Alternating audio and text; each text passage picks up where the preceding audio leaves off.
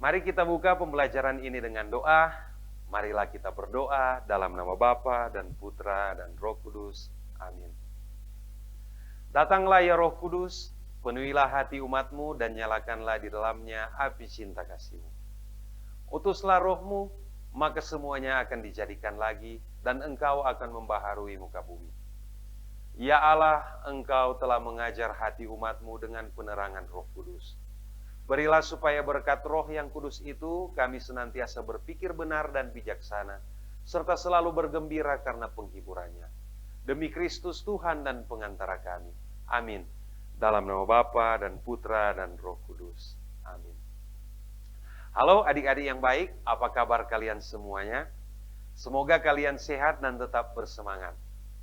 Awal refleksi dan proses pembelajaran kita di kelas 9 ini akan dimulai dengan bahasan bab pertama, yaitu tentang orang beriman menanggapi karya keselamatan Allah.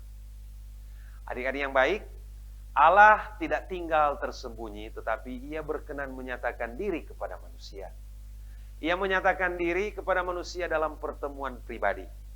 Dalam pertemuan pribadi itu, Allah memperkenalkan diri kepada manusia dan menyingkapkan rencana keselamatannya.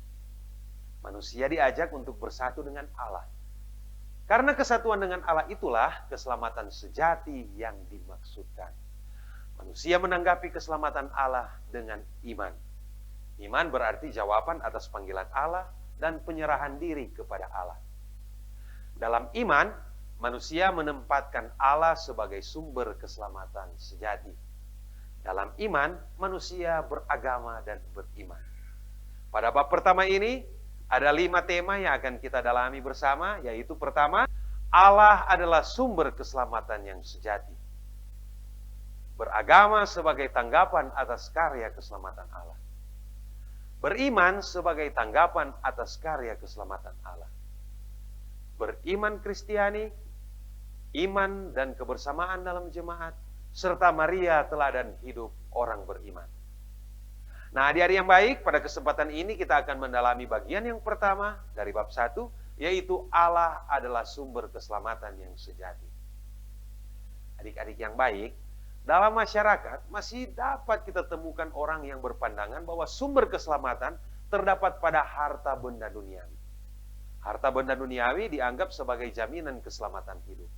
Oleh sebabnya banyak orang yang berusaha sekuat tenaga untuk mengumpulkan harta.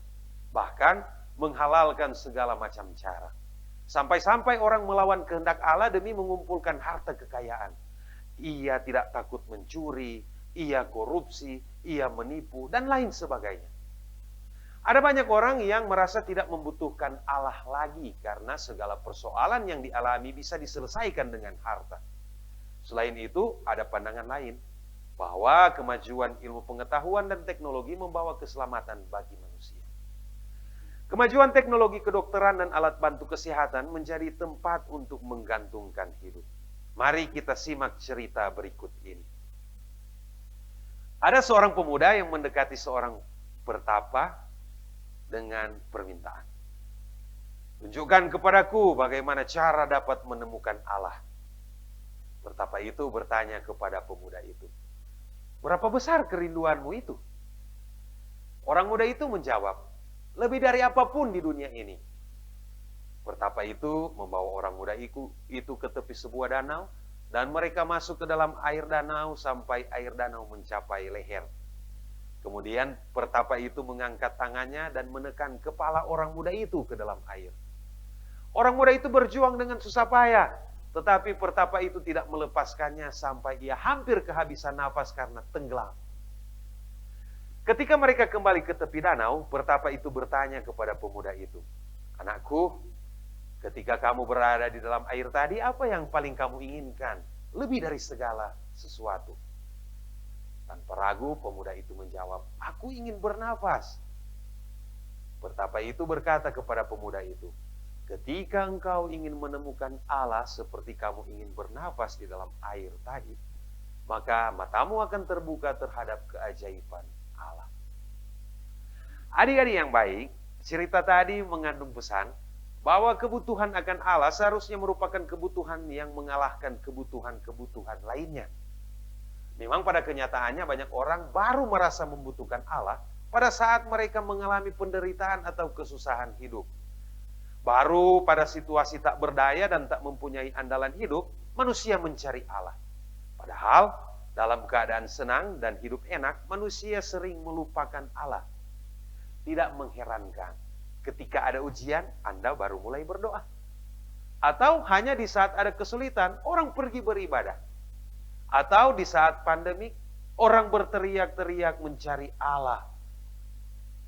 Kita bukannya bermaksud untuk menilai, tetapi paling tidak, dari apa yang disebutkan tadi, kita memperoleh gambaran bahwa manusia membutuhkan Allah.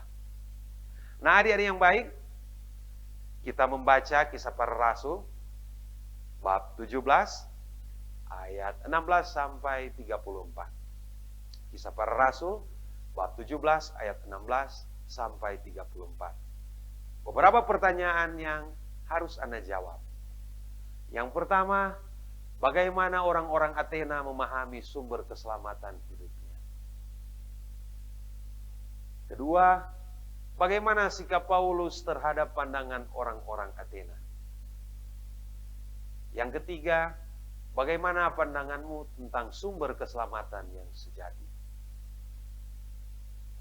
Adik-adik yang baik, Allah adalah sumber keselamatan sejati. Kita harus percaya bahwa Allah adalah pencipta dan awal dari segala kehidupan, sekaligus menjadi tujuan akhir hidup setiap ciptaan. Seharusnya kita percaya bahwa karya penyelamatan Allah tetap berlangsung. Kita bisa bernapas dan hidup merupakan bukti karya Allah yang dapat kita nikmati. Allah menyelamatkan manusia dengan mengutus Yesus Kristus putranya demi penebusan dosa manusia. Karena begitu besar kasih Allah akan dunia ini, sehingga Ia telah mengaruniakan anaknya yang tunggal supaya setiap orang yang percaya kepadanya tidak binasa, melainkan beroleh hidup yang kekal.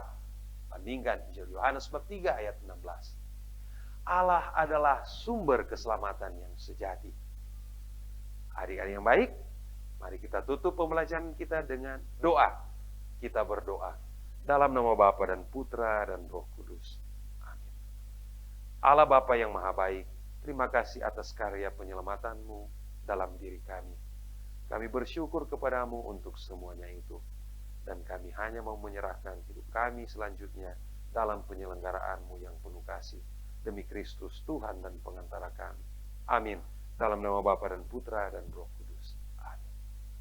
Demikian pembelajaran kita, sampai jumpa pada kesempatan selanjutnya.